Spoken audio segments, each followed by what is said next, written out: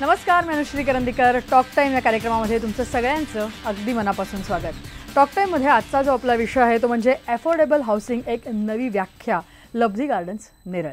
Exactly विषय काय आहे ते आपण समजून घेऊया, परंतु या विषयावरती मार्गदर्शन करण्यासाठी आत्ता स्टुडिओमध्ये आपल्यासोबत आहेत मिस्टर विकास जैन. ते स्वतः चीफ एक्झिक्युटिव्ह ऑफिसर आहेत आणि ते आपल्या स्टुडिओमध्ये आलेले आहेत. ते आज आपल्याला या संपूर्ण विषयावर मार्गदर्शन करणार आहेत. सर, तुमच्या या कार्यक्रमामध्ये अगदी मनापासून स्वागत. नमस्कार. नमस्कार.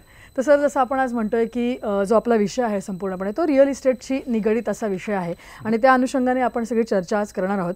कारण घर घ्यायचं म्हटल्यानंतर अनेक लोकांचं स्वप्न असतं की स्वतःचं हक्काचं घर असलं पाहिजे आणि मला वाटतं बरेच जण त्याच दृष्टिकोनातनं नोकरी करत असतात, पैसे बाजूला गाठीशी जोडत असतात आणि मग त्यांना एक स्वतःचं आपल्या मर्जीचं आपल्याला हवं तसं एक घर हवं असतं आणि ते स्वप्न, त्या सगळ्या इच्छा ज्या आहेत त्या तुम्ही त्यांच्या पूर्ण करत असता. अनेक वर्षाचा तुमचाही अनुभव आहे या संपूर्ण क्षेत्रातला. म्हणूनच मला सगळ्यात प्रथम तुम्हाला हेच विचारायचं की आज आपण लब्धीबद्दल बोलतोय किंवा लब्धी लाईफस्टाईल लिमिटेड कंपनी, ही तुमची स्वतःची कंपनी, तुम्ही स्वतः CEO आहात तिथे. तर काय सांगाल एकूण तुमच्याबद्दल आणि या तुमच्या कंपनीबद्दल? हा सगळा प्रवास कसा सुरू झाला, कशा प्रकारे होता, काय सांगाल सुरुवातीला? पहिल्यांदा नमस्कार. येस, मी Vikas Jain, CEO of Labdhi lifestyle limited. Labdhi एक पब्लिक लिमिटेड कंपनी है जो एक डाइवर्स ग्रुप ऑफ कंपनीज का एक हिस्सा है. हमारे मैनेजिंग डायरेक्टर का नाम श्री महेंद्र जैन है. ओके.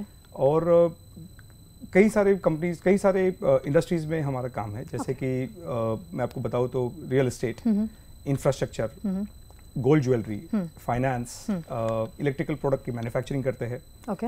और हम इलेक्ट्रिकल प्रोडक्ट का डिस्ट्रीब्यूशन भी करते हैं. ओके. ये ब्रांड के अंदर हम घर बनाते हैं. Right. ये रियल एस्टेट, बॉम्बे फोकस्ड एक रियल एस्टेट कंपनी है. जिसके अलग अलग प्रोजेक्ट्स हैं हमारे पास में. ओके. जसं तुम्ही उल्लेख केला की तसं आता तुम्ही अनेक क्षेत्रांमध्ये काम करताय, परंतु आत्ता जे तुमचं स्वप्न आहे की आत्ता जे तुम्ही करताय ते घर बांधण्याची कामं करताय. तर त्या दृष्टिकोनात आता रिअल इस्टेटचा तुम्ही उल्लेख केलाय. तर काय एक्झॅक्टली रिअल इस्टेटमध्ये तुम्ही काय काम करताय, काय प्रोजेक्ट्स आहेत त्याविषयी काय? रिअल एस्टेटमध्ये जसं मी सांगितलं तुम्हाला की बॉम्बे फोकस्ड कंपनी है हमारी. मुंबई मेट्रोपॉलिटन रीजन पे हमारा फोकस है. ओके. हम 15 करोड़ से लेके 15 लाख तक के घर बनाते हैं. अच्छा. बट रियली स्पीकिंग हम एक अफोर्डेबल हाउसिंग फोकस्ड कंपनी ज़्यादा है. अभी हाल ही में हमने एक टाउनशिप कंप्लीट की है लब्धी गार्डन्स नेरल के नाम से, जहाँ पे हमने 500 घर बनाए हैं.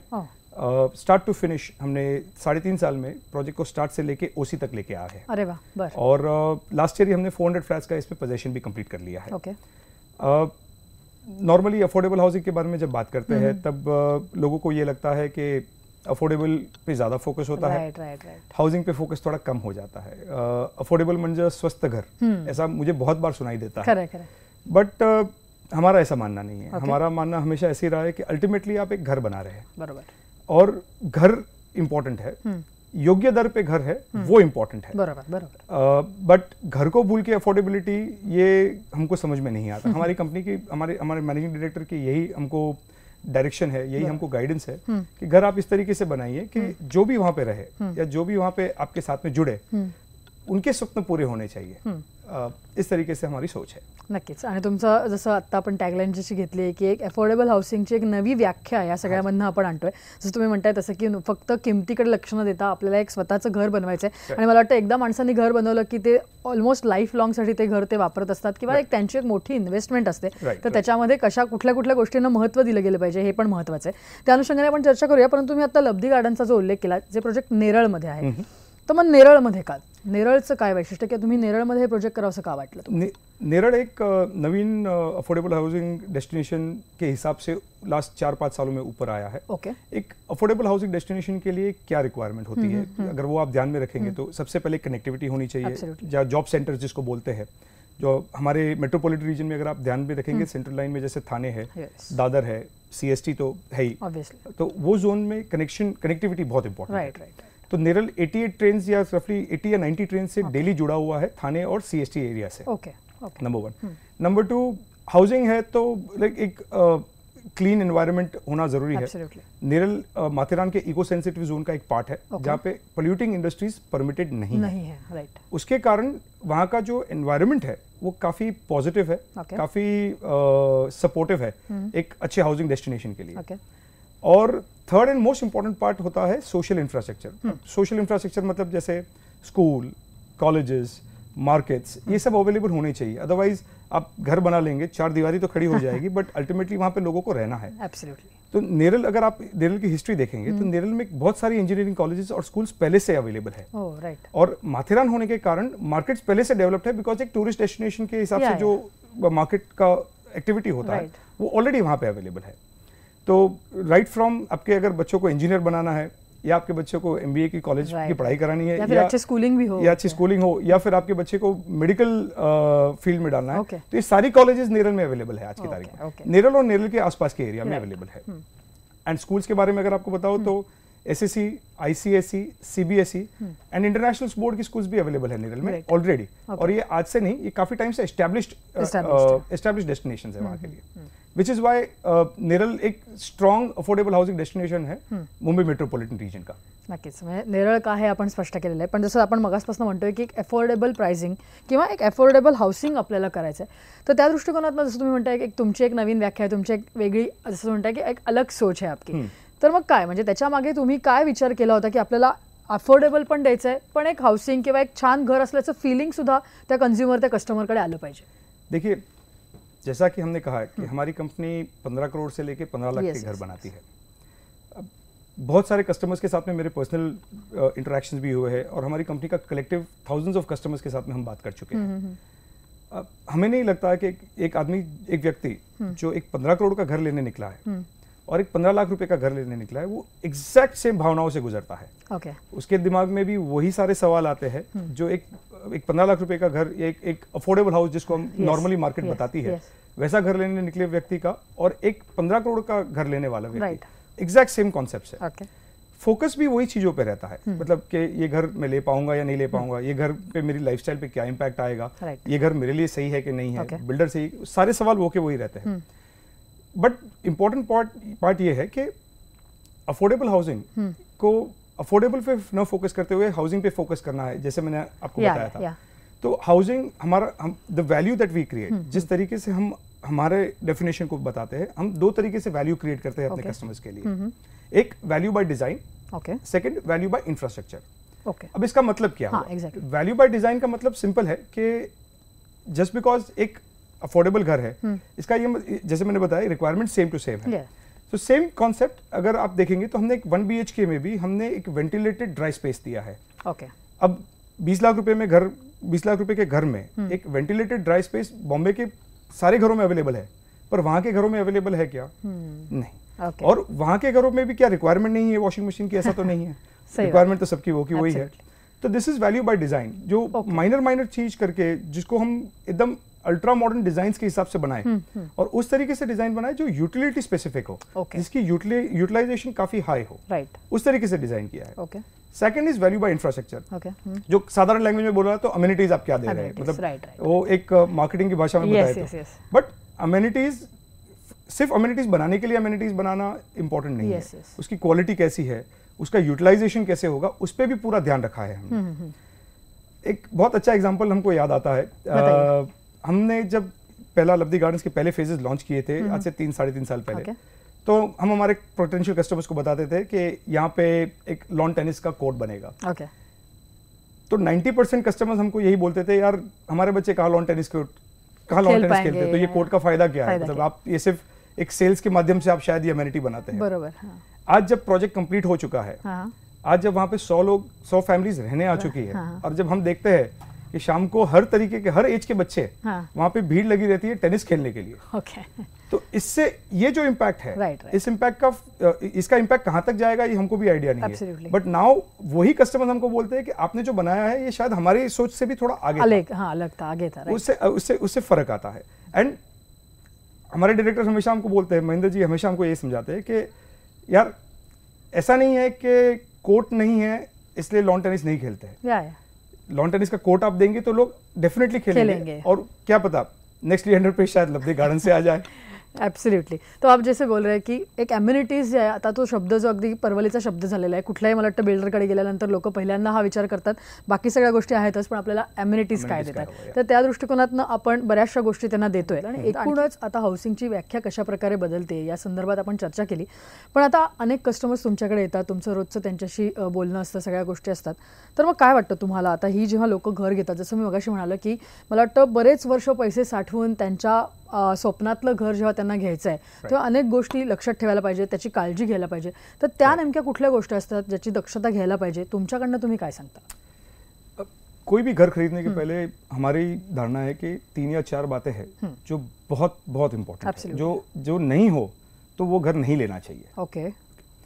सबसे पहले एंड मोस्ट इम्पोर्टेंट इज कि आप किसके यहाँ घर लेने जा रहे हैं. Okay. जो बिल्डर है आपका उसकी रेपुटेशन क्या है. Right.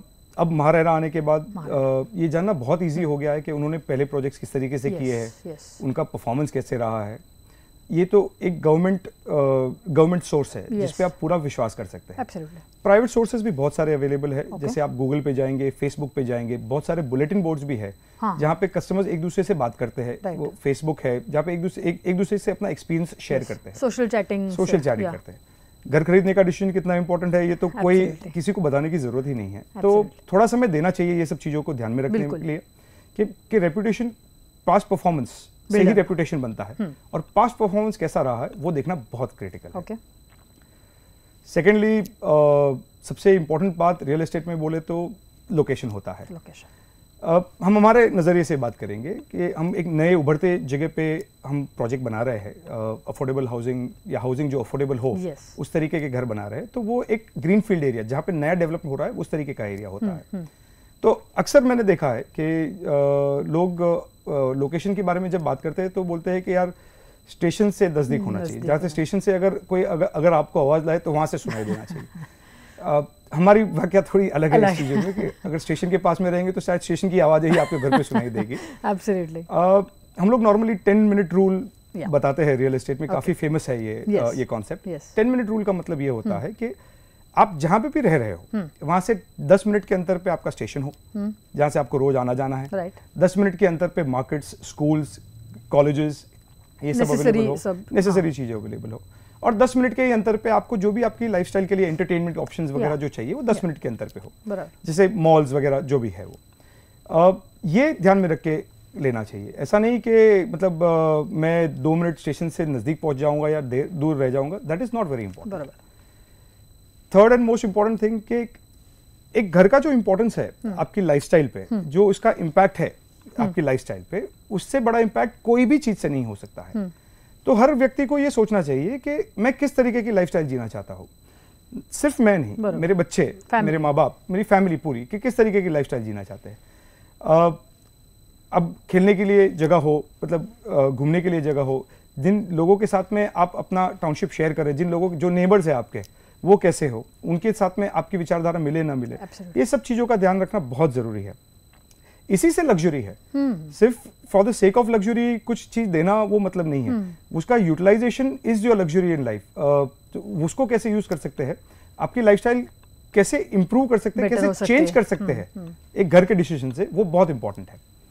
And most important part is budget. Budget के बारे में बताऊं तो ये समझना चाहिए कि हर एक आपकी जो एनुअल इनकम है, रफली काफी विशेषज्ञों का ये मानना है कि 4 to 5 times of your annual income आप अपने घर की वैल्यू तय कर सकते हैं. तो साधारण एक 25 से 30 हजार रुपए कमाने वाले बंदे की अगर बात करें तो 15 से 20 लाख रुपए तक का घर वो खरीद सकता है. उसी के हिसाब से बैंक्स भी देखती है, लोन्स का जो अरेंजमेंट होता है उसी तरीके से हो जाता है. ईएमआई के हिसाब से अगर बात करें तो अगर आपकी इनकम 25,000 रुपीज के नीचे है तो आपको ये सोचना चाहिए कि 50% आपकी इनकम का जो आपके इन हैंड इनकम है वो ईएमआई में जाए, उतना ही लोन लीजिए. अदरवाइज बहुत डिफिकल्ट हो जाता है लॉन्ग रन में उसको संभालना. और 25,000 रुपीज के अगर ऊपर हो तो रफली अबाउट 60% तक आप कंसिडर कर सकते हैं जो बजट के हिसाब से देखे तो. ये चारों चीज होनी बहुत जरूरी है. इसमें से कोई भी एक चीज भी अगर मिसिंग है तो शायद आप अपने सपनों का घर नहीं ले पाएंगे, आप वहां तक नहीं पहुंच पाएंगे. ईच वन ऑफ देम, हर चीज का इंपॉर्टेंस अपनी जगह पे बहुत है. और उसका महत्व हर एक पर्सन के लिए शायद थोड़ा अलग हो, बट महत्व हर चीज का है. तो ये चारों चीजों का ध्यान जरूर रखिएगा आप. नक्कीच. मला वाटतं म्हणजे एक बिल्डर असून सुद्धा तुम्ही एक आता एवढ्या लोकांशी बोलल्यामुळे किंवा कस्टमरचं आताचं किंवा कन्झ्युमरचं आताचं काय सगळ्या गोष्टींची गरज आहे या दृष्टिकोनातून या गोष्टी आपण तुम्ही सांगितल्या. 4 अत्यंत महत्त्वाच्या गोष्टी सांगितल्या ज्या आता सगळे बघणारे जे प्रेक्षक आहेत जे आणि कन्झ्युमर्स आहेत आपले कस्टमर्स आहेत त्यांनी लक्षात ठेवायला पाहिजे. परंतु पुढे जाऊन मला तुम्हाला विचारायचं आहे की आता सगळ्यांना माहितीच आहे की प्रधानमंत्री आवास योजना जी आपण लॉन्च केलेली आहे सरकारने, तर त्या दृष्टिकोनातून काय सांगाल? म्हणजे ती एक्झॅक्टली योजना आणि मग आपलं लब्धी गार्डन्सचं जे प्रोजेक्ट आहे त्याच्यामध्ये काय कोरिलेशन आहे, त्याचा फायदा आज कस्टमर्सला कशा प्रकारे होते त्याविषयी थोडंसं. प्रधानमंत्री आवास योजना तो एक फर्स्ट होम बायर्स के लिए एक वरदान ही है, आप ये समझ लीजिए. हमारे बहुत सारे कस्टमर्स हैं जिनको ये बेनिफिट, ये स्कीम ऑलरेडी मिल चुकी है. बेसिकली इस स्कीम के बारे में बात करूं तो रफली 2.7 लाख रुपीस आपको गवर्नमेंट ऑफ इंडिया की तरफ से एक क्रेडिट सब्सिडी है जो डायरेक्ट अगर आप होम लोन लेते हैं घर खरीदने के लिए तो डायरेक्ट आपके होम लोन के अकाउंट में जमा होती है. मैंने फर्स्ट हैंड बहुत सारे कस्टमर्स देखे हैं हमारे प्रोजेक्ट में जिनको ये सुविधा उपलब्ध हुई है, जिनको ये स्कीम का फायदा हुआ है, और फर्स्ट हैंड देखा है मैंने कि इस स्कीम से जो उनकी फाइनेंसेस पे जो इम्पैक्ट आया है उसका बयान करना इम्पॉसिबल है. एक आप समझिए एक 20 लाख रुपए के घर के ऊपर 3 लाख रुपए की अप टू 3 लाख रुपीस तक की सब्सिडी मिल जाती है. That is 15% of the value of the house. It's a huge amount. It's a huge amount that can not be expressed. उसको मैं कितना भी बोलूंगा तो मेरे कस्टमर्स को इसका क्या फायदा हो रहा है इसका मैं बयान ही नहीं कर सकता. एंड इसी के लिए इसी को जुड़ते हुए हम we have launched 6 more phases now of Labdhi Gardens. And all our projects are falling under प्रधानमंत्री आवास योजना. हर एक मेरे जो भी सारे फेजेस है, जितने भी घर के डिजाइन है, वो सब प्रधानमंत्री आवास योजना में एप्लीकेबल होगी. इस तरीके के हमने डिजाइन किया है. अब हम 500 न्यू फ्लैट्स लॉन्च कर रहे हैं नेरल में. अगेन जो कॉन्सेप्ट्स हमारे हैं उसी तरीके से है. हम 3-3.5 साल 4 साल में ये प्रोजेक्ट्स कंप्लीट करके इनको पूरी तरह से कंप्लीट करके हैंडओवर करना चाहते हैं. अमेनिटीज के नाम से बताओ तो अगेन जितनी सारी अमेनिटीज हम बनाएंगे, राइट फ्रॉम स्विमिंग पूल से लेके एक क्रिकेट टफ पिच से लेके आपको स्केटिंग रिंग से लेके एम्पी थिएटर से लेके we are making a movie theatre, we are making a multipurpose hall. But all of these facilities भी अब ऑलरेडी यूज में आ चुकी है. और न्यू फेजेस में हम और लॉन्च कर रहे हैं और बहुत सारी चीजें लॉन्च कर रहे हैं. एंड ये सब होने के बावजूद भी we are still maintaining the affordability of the houses. हमारे घर आज भी 17.25 लाख रुपए ऑल इंक्लूसिव से अवेलेबल है. एंड गुड़ी पाड़वा अब आने वाला है. गुड़ी पाड़वा को लेके बहुत सारे लोग स्कीम दे रहे हैं. We also have a lot of offers available right now. A lot of payment plans available जिससे पहला घर खरीदना और आसान हो जाए. We are also doing that and we hope we will be able to attract the right attention of Mumbaikars, and we hope to serve them with all our dignity and pride. नक्कीच. आणि जसं तुम्ही म्हणालात तसं की गुढीपाडवा खरंच आता योग घातलेला आहे आणि बऱ्याच लोकांचं स्वप्न असतं की गुढीपाडवा नवीन वर्षाची सुरुवात आहे, तर तेव्हा आपलं एक नवीन स्वप्नातलं घर आपल्या हातात असावं. तर त्या दृष्टिकोनातून मला वाटतं तुम्ही पोझिशन्सही देताय गुढीपाडव्याला, तर ते एक अत्यंत महत्त्वाची गोष्ट आहे. जाता आता अगदी थोडक्यात मला तुम्हाला विचारायचं आहे की आता जे पोटेन्शियल कस्टमर्स आहेत, कन्झ्युमर्स आहेत, जे आपला आत्ता कार्यक्रम बघतायत किंवा ज्यांना खरंच घर घ्यायचं आहे आणि बजेटमध्येही घ्यायचं आहे पण एक चांगलं घर चांगल्या टाउनशिपमध्ये, कारण आजच्या जनरेशनची मला वाटतं ही डिमांड आहे की त्यांना टाउनशिप सारखं हे हवं असतं, म्हणजे त्या लोकॅलिटी किंवा त्या दृष्टिकोनातून ते विचार करतात. तर त्यांना तुम्ही जाता काय सांगाल, नेमका काय मेसेज द्याल की त्यांनी काय करायला पाहिजे आणि जेणेकरून ते तुमच्याकडे सुद्धा अप्रोच करतील किंवा एक त्यांच्या स्वप्नातलं योग्य घर घेऊ शकतील?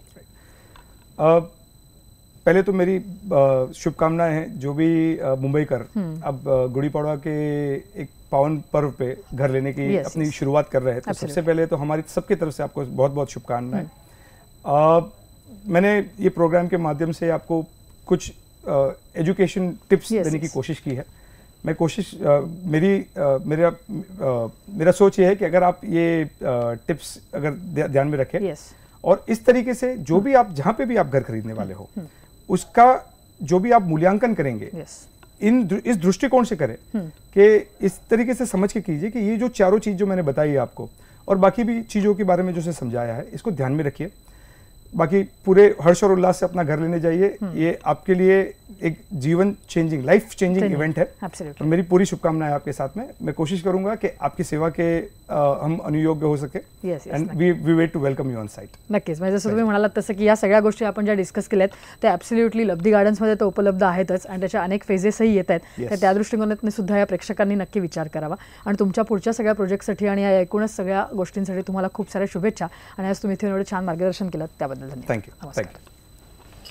या विषयासह टॉक टाइममध्ये आता आम्ही इथेच थांबतोय. ताज्या घडामोडींसाठी तुम्ही पाहत राहा न्यूज 18 लोकमत.